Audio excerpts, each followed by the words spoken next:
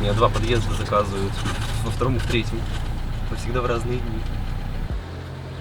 Идея экотакси пришла тогда, когда, собственно, всех посадили на карантин, выходить из дома было нельзя. Я участвовал как волонтер в акциях раздельного сбора. Во время локдауна это стало невозможно, и появилась идея экотакси. Такой способ, почти бесконтактно на улице передать сырье для людей, которые сортировали и не могли от этого уже отказаться в силу привычки. Нашел помещение, купил машину и пошло-поехало. Спасибо, что участвуете. Да, я еще обращусь.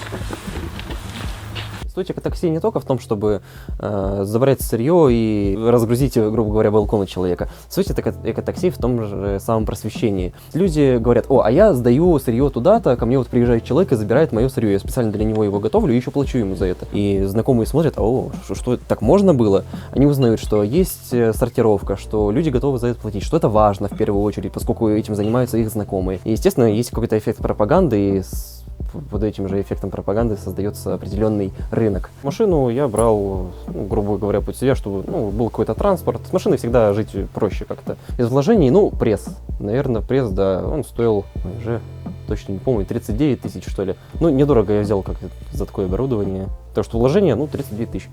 В первую очередь надо разгрести машину. Нужно понять, что оставлять в машине и что сразу же уедет на переработку, а что будет храниться до того момента, как оно уедет на переработку, но уже в Питер. Поскольку территория очень маленькая, есть большие проблемы с сортировкой. У нас лежат пакеты. Я-то лично знаю, что в каждом пакете, что где находится, но человек несведущий, он будет, ему покажется что-то, мусорка. По России все примерно одинаково. Мусор у нас общий, раздельного сбора у нас фактически нету. В Москве вот эта двухконтейнерная система, она тоже работает довольно-таки неуверенно. Поэтому именно на раздельный сбор запрос есть, и он довольно-таки велик. По объему, в этот раз стекла много, но это принес конкретно один человек.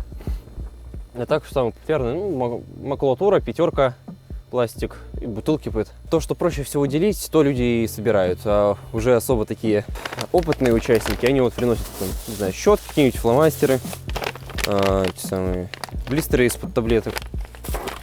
По затратам это в первую очередь топливо, и человеческий ресурс, время. Его я уже отказался считать, это бесполезно, это однозначно будет минус.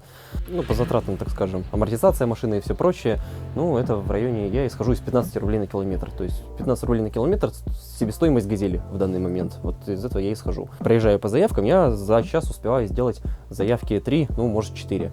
Раньше это стоило 100 рублей, сейчас 200. То есть я получаю 800 рублей, до 800 рублей за час. Это, грубо говоря, снять «Газель», плюс у тебя еще там останется рублей 300. Их можно потратить по-разному. Это, например, съездить в Питер, машина будет стоить порядка 6 тысяч, или же списать их на досортировки, на все прочее, грубо говоря, как зарплату их оформить. Чтобы экотакси окупалось, нужно ценник от 400 рублей, наверное.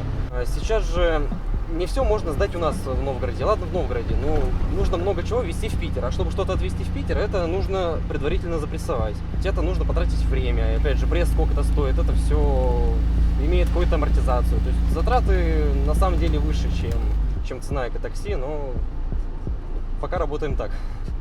Самый главный вопрос, который звучит в раздельном сборе, это: а что я оставлю после себя? Кто-то оставляет после себя книги, кто-то оставляет фильмы, а все мы оставляем мусор. И я думаю, что одна из важных целей жизни человека должна быть в том, чтобы оставить как можно меньше отходов. За последние 100 лет начали выделять слой, не помню, к сожалению, как называется, геологический, именно в котором вот эти продукты жизнедеятельности человека, пластики различные, в общем, неразлагающийся мусор. И я считаю, что важно не оставлять его, не загрязнять окружающую среду.